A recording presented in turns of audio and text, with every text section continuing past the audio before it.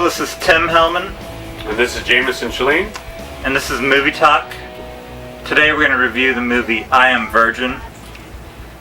I Am Virgin is another Cheesy Flicks entertainment production from 2010. It's a spoof on the Will Smith blockbuster I Am Legend, which was based on the 1954 novel of the same name, and it's the third film adaptation of it.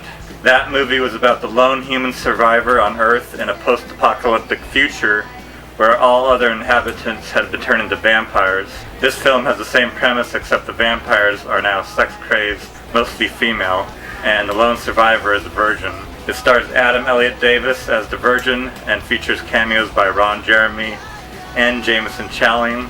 The film was directed and co-written by Sean Skelding, the owner of Cheesy Flicks, who also directed this film's 2011 follow-up Stripperland, starring Benjamin Shepherd and Jamison Challeen. The film was made on a budget of $100,000, and the version we saw is not rated, but it contains lots of explicit sex. It's basically a porno. Cheesy Flicks did porn. Well, that, right? yeah, there's the other company that they're associated with, the Brooklyn Brothers.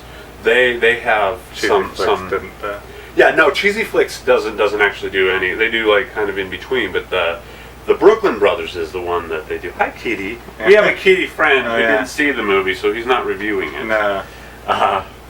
There are two cuts, apparently. There's the R cut, and then the more explicit cut, which isn't like full out, like hardcore porn or anything like that. But it doesn't show penetration. Or, but it's a lot more graphic than I expected. I thought we were watching the other one, which I'd seen in theater. I hadn't seen the more explicit one. They can't show like thrusting and actual sex in an R-rated film. I mean, it can be simulated, but it can't be like full-on sex. It's a regular movie, and then he stops to watch two people having sex for like 10 minutes. Yeah, and that's because it's the more explicit version. And just stares at him.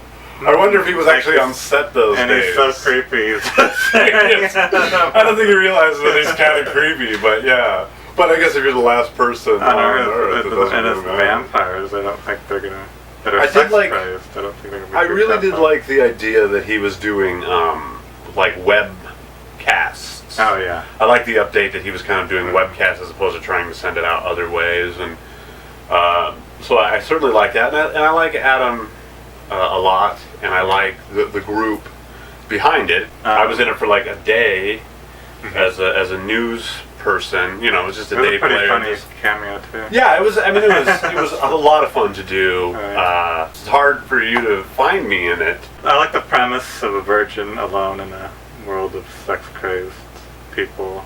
That's an interesting viewpoint. I hadn't considered. And I like the message in the end. If you're going to entertain, and they were having a certain kind of entertainment, but with weaving a message in there, I really like that. Yeah. And frankly, Ron Jeremy's performance, I love. Yeah, he's fun. I didn't meet him. I wasn't on set with him or anything like that, but his performance made me laugh. I've never actually seen any of his pornos. Yeah, his actual work. I have no idea, but I've seen him in like the movie Orgasmo. He's hilarious in Orgasmo. Oh yeah, I've seen him in that. He was really funny in this movie as well. I really enjoyed his part. So for me, the payoff was seeing him.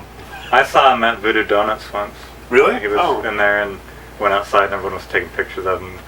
Well, he's kind of a Portland guy, right? Yeah, I got a still picture of him. But I could really relate to the whole central theme of the movie and the main characters. Now, think about it. If that was you in that situation, how hard would it be to not do that? It'd be pretty hard. So I'd give it 2.5 stars. Man, that's exactly the rating I was going to give it. Because I don't normally think of the rating beforehand, but I was thinking about it today. I was going to give it 2.5 stars. Yeah. I think the basic spoof part of the movie worked really well, but then stopping it to do these porn scenes. Well, it killed the pacing, for one thing. And it really cheapened it. That's the thing I don't like about porn, is it's such a cheap way to make movies, and I just love filmmaking, so. It's like Jackie Treehorn says in The Big Lebowski, nobody wants storyline anymore.